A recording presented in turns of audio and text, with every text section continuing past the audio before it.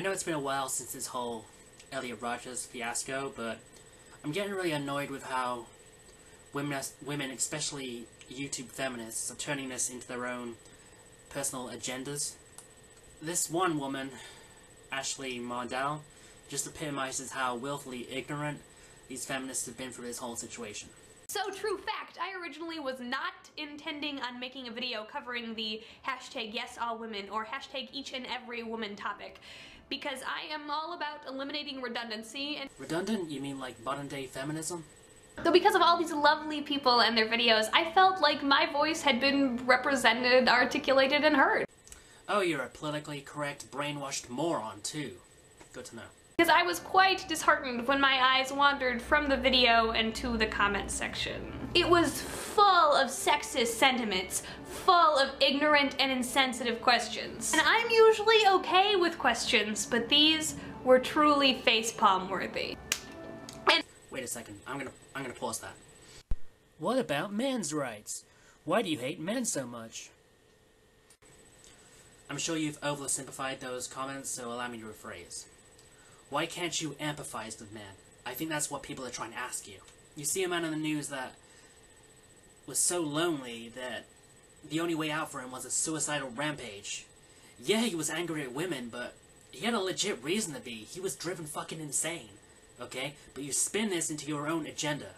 Now, I'm not saying this is women's fault specifically, but society dictates that any man with low confidence or Asperger's syndrome or any sort of social disorder just gets left behind, because men have to pursue the women, and women never do that for men. So that's what happened to Elliot Rogers. He was a good-looking guy. He was better looking than me, but he was just told basically, you gotta go away and die alone, because that's all that's gonna happen to you. And he was pissed off. Like the first time he mustered up the courage after all those years to ask a girl out, and she just doesn't even bother replying. She just gives him a dirty look and walks away. How fucking... I couldn't even imagine that, you know? It's just a reflection how men are treated in society, and you have the fucking nerve to call this man entitled. Things like this knock me back into reality. They remind me that even though, in my opinion, our society is headed in a progressive direction.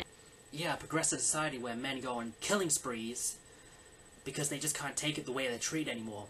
And YouTube commenters, as you've said, just say how much they can relate to the guy. And even though I exist predominantly on the internet, a sphere that almost continuously blows me away with its open-mindedness, there is still a boatload of sexism out there. A boatload of sexism?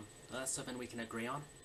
It fuels such a defensive fire in people's bellies, and the conversation becomes so heated so fast. Perhaps this is because issues like homophobia and racism are much more obviously present and problematic, while sexism is harder to identify and many people are still in denial of its existence. Which brings me to my next point, that is, while sexism might be more subtle than other isms, I assure you that misogyny and patriarchy are still most definitely problems today, and I need feminism because of that. That's because in gender there's no oppressed minority group.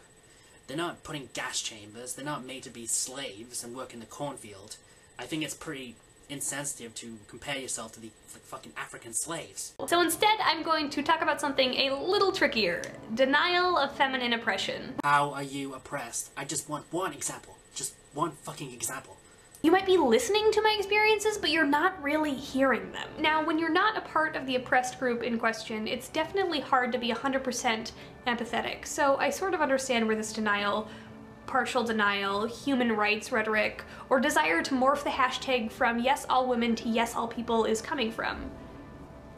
But the truth is you're not helping, and you're actually a part of the problem. Holy shit, this is so ironic. You aren't accepting the fact that women are an oppressed group by society, and I face prejudice every day because of the way I identify.